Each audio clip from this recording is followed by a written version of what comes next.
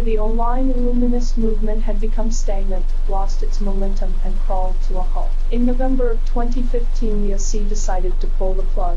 On their website they declared, "It's time for new voices and visions, for new talents and new creations. Over to you." Shortly afterwards, Corey Redhan, then a member of the movement, proposed to the OC of spreading Illuminist ideas into the wider public and kickstarting a new meritocratic movement under a more vibrant, popular guise. A vehicle was mutually chosen to realize this task, a permission granted to use their intellectual work, and in 2017 the first concrete steps were taken. Thus Hyperianism was born.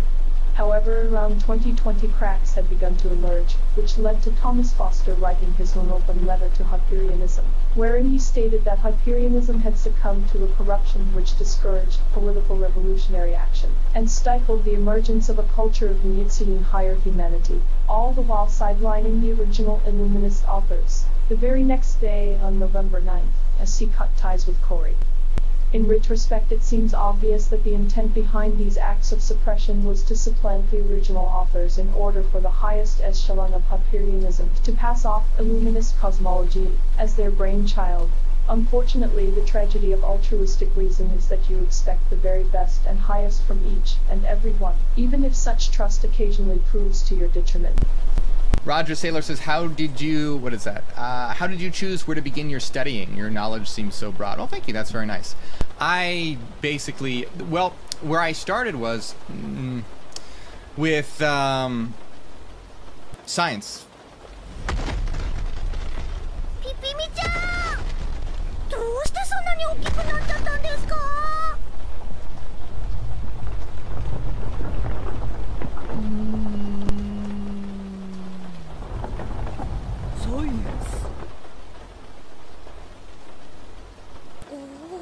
Science. And evolutionary theory and atheism. Because I originally grew up in a strict Christian household, so I wasn't really taught things like evolution. So I started my journey studying evolution, mainstream science, very interested in people like Richard Dawkins and Christopher Hitchens, and then philosophy, really Nietzschean philosophy, a lot of existentialism, a lot of nihilism. The psychedelic philosophy, and esoteric philosophy, occult philosophy, mathematics, and of course psychedelics were a huge part of that as well. Yeah, really all over.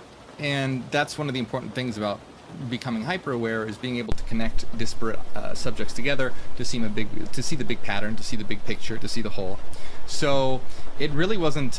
It's been a dialectical journey of synthesizing, and not science, philosophy, mathematics, occultism, esoterica, psychology, Jungian psychology, and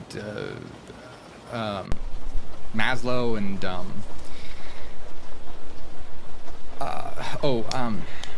Carol Gilligan, really important figure. So many. Anyway, I would go on and on. But yeah, good question. Thank you. Just all over the place.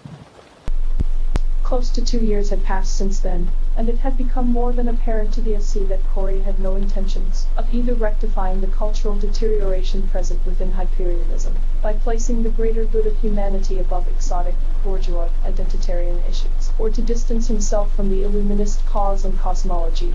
As a result, on 26th of July 2022, David Sinclair published his book, Without the Mob, There Is No Circus, which exposed him as a plagiarist and a woke cult leader. This brings us to the Hyperianist side of the story, presented to us on 2 web pages in the remotest corner of a Hyperianist website, titled The Message and The Statement, both written around August of 2022, in response to the condemnation and repudiation of Corey and Hyperianism by the SC authors. Corey, in his statement, denies these accusations and continues by adding that, apart from meritocracy and ontological mathematics, all similarities between the two are purely coincidental and commonly known information, to be found in all the relevant scientific disciplines and esoterica, followed by an onslaught of denigrations based on quotes, cherry-picked from Sinclair's book, which cuttingly and extensively critiques Hyperianist wokeism from a multitude of angles, as a hypocritical,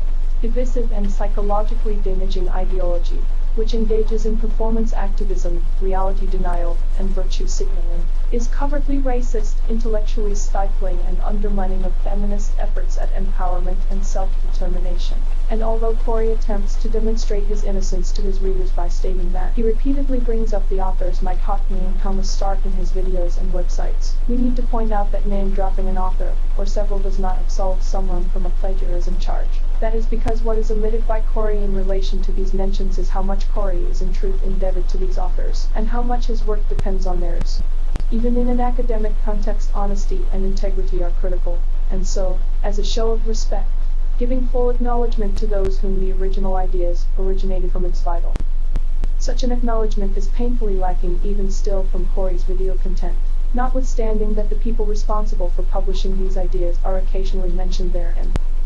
Out of the two public addresses made by Corey, his statement is of particular interest for a number of reasons. Therein he continues his earlier tirade, but this time admitting, although still tacitly, that a connection between Illuminism and Hyperianism does in fact exist. Everything else Corey mentions, regarding a C denying him being a plagiarist in 2018 and 2019, their sudden change of heart, the long radio silence which ensued the confrontation, all now make perfect sense with the proper context having been included. To summarize the events that transpired between Corey and the AC authors, once the AC were made aware through Foster's open letter of the Hyperianist efforts to undermine the meritocratic revolutionary movement, Corey was confronted about it. As a result, they cut ties with him and expected that he would steer Hyperianism away from Illuminist teachings of his own accord, since he no longer had their support or their permission to use their works. This matter of fact renders any of Corey's appeals to old statements regarding him not being a plagiarist as irrelevant. Corey knows all this, which is why he decided to engage in a campaign of reputation besmirchment by associating Illuminism with National Socialism and its accompanying occultist Hyperborean conspiracy theories. All Illuminists know that this is the exact opposite of what Illuminism stands for and represents, which is why he stated at the beginning that he does not try to persuade any Illuminists of his case. The intent rather is to scare and convince Hyperians unfamiliar with Illuminism to not engage with their material. This is actually what in philosophical argumentation is called poisoning the well fallacy, commonly used in political rhetoric, but that is a lesson best left for another time.